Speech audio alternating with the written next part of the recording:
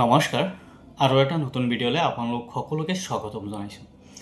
আজি মই এই ভিডিঅ'টোত আলোচনা কৰিম যদি আমাৰ বডিত কোলেষ্ট্ৰল লেভেল হাই থাকে তেতিয়াহ'লে আমাৰ কি কি সমস্যা হ'ব পাৰে। তো তাৰে 10টা সমস্যাৰ কথা আজি এই ভিডিঅ'টোত আলোচনা কৰিম। তো বলক ভিডিঅ'টো ষ্টাৰ্ট কৰোঁ। প্ৰথম যোনটো সমস্যা সেইটো হৈছে আপোনাৰ হাৰ্টৰ সমস্যা হ'ব পাৰে, হাৰ্ট এটেক হ'ব পাৰে।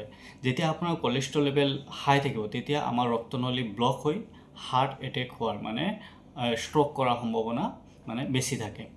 2 নম্বৰ যোনটো প্ৰব্লেম সেইটো হৈছে ব্ৰেইন ষ্ট্ৰক হ'ব পাৰে। যদি আপোনাৰ কোলেষ্ট্ৰল লেভেল হাই থাকে তেতিয়াহ'লে ব্ৰেইনত ৰক্ত চলাচলৰ বাগাত জন্মিব পাৰে, ফলত আপোনাৰ মানুহজন ষ্ট্ৰক কৰিব পাৰে।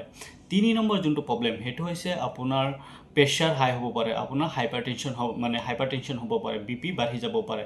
কাৰণ যেতিয়া কোলেষ্ট্ৰল লেভেল হাই থাকে তেতিয়া ৰক্তনলী জাম হৈ যায়, ঠিক আছে। তো জাম হোৱাৰ ফলত প্ৰেছাৰটো বাঢ়ি যায়, ফলত আমি হাইপাৰটেনশ্যন যোনটো পাওঁ সেইটো হয়। তো 4 নম্বৰ যোনটো সমস্যা সেইটো হৈছে আপোনাৰ এনজাইনা বা বুকুৰ বিষ হ'ব পাৰে। কি হয়, যেতিয়া কোলেষ্ট্ৰল লেভেল হাই হয় তেতিয়া আমাৰ হাৰ্টলৈ অক্সিজেন ছাপ্লাই ভালকৈ নহয়, যাৰ ফলত বুকুৰ বিষ বা এনজাইনা এনেধৰণৰ সমস্যা দেখা দিয়ে।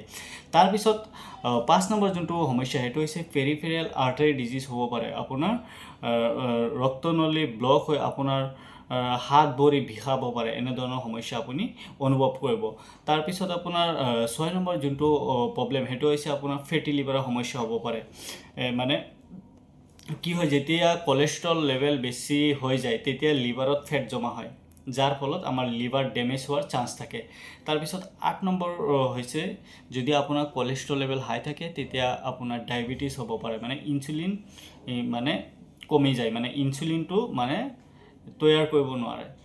তো যদি আপোনাৰ কোলেষ্ট্ৰল লেভেল হাই থাকে তেতিয়া আপোনাৰ ডায়েবেটিছ হোৱাৰ সম্ভাৱনাটো বেছি থাকে। তাৰপিছত আপোনাৰ যোনটো 8 নম্বৰ এইটো আপোনাৰ হঠাৎ মৃত্যু হ'ব পাৰে। কি হয়, যেতিয়া আমাৰ বডিত কোলেষ্ট্ৰল লেভেল হাই থাকে তেতিয়া আমাৰ ৰক্তনলীত প্লাক জমা হোৱাৰ সম্ভাৱনা বেছি থাকে, সেয়ে মানুহ ছাডেন ডেথ হ'ব পাৰে। তাৰপিছত 9 নম্বৰ যোনটো প্ৰব্লেম সেইটো হৈছে আপোনাৰ যদি কোলেষ্ট্ৰল লেভেল হাই থাকে তেতিয়া আপোনাৰ যৌন শক্তি কমি যাব পাৰে, আপোনাৰ ছেক্সুৱেল যোনটো পাৰফৰ্মেঞ্চ সেইটো আপোনাৰ কমি যাব পাৰে। তাৰপিছত 10 নম্বৰ যোনটো প্ৰব্লেম সেইটো হৈছে আপোনাৰ চকুৰ চাৰিওফালে চৰ্বি জমা হ'ব পাৰে। তো এনেধৰণৰ আৰু বহুত সমস্যা হ'ব পাৰে। তো মই 10টা আলোচনা কৰিলোঁ। তো আপোনালোকে কেতিয়া ডক্টৰৰ ওচৰলৈ যাব? প্ৰথম কথা হ'ল, যদি আপোনাৰ হঠাৎ বুকুৰ বিষ হয় আৰু বিষটো যদি আপোনাৰ হাতৰ ফালে গতি কৰে বা পিঠিৰ ফালে বা ওঠৰ ফালে আপোনাৰ জলৈকে যদি গতি কৰে তেতিয়াহ'লে আপুনি জল্দি হস্পিটাললৈ যাব। 2 নম্বৰ, যদি আপোনাৰ উশাহ লোৱাত দিগদাৰ পাইছে তেতিয়াহ'লে আপুনি দেৰি নকৰি জল্দি হস্পিটাললৈ যাব। 3 নম্বৰ হ'ল, যদি আপোনাৰ কোনোবা এটা ছাইড হাতেই হওক বা ভৰিয়েই হওক যদি আপোনাৰ পেৰালাইজ হৈ গৈছে, দুৰ্বল হৈ গৈছে, উইকনেছ হৈ গৈছে, তেতিয়া আপুনি দেৰি নকৰি যিমান জল্দি পাৰে সিমান জল্দি হস্পিটাললৈ যাব। যদি ভিডিঅ'টো ভাল লাগিছে ভিডিঅ'টো লাইক কৰি দিব, শ্বেয়াৰ কৰি দিব। তো দেখা হ'ব পৰৱৰ্তী সময়ত অন্য এটা নতুন ভিডিঅ'লৈ। আজিৰ কাৰণে সামৰিছোঁ, ধন্যবাদ।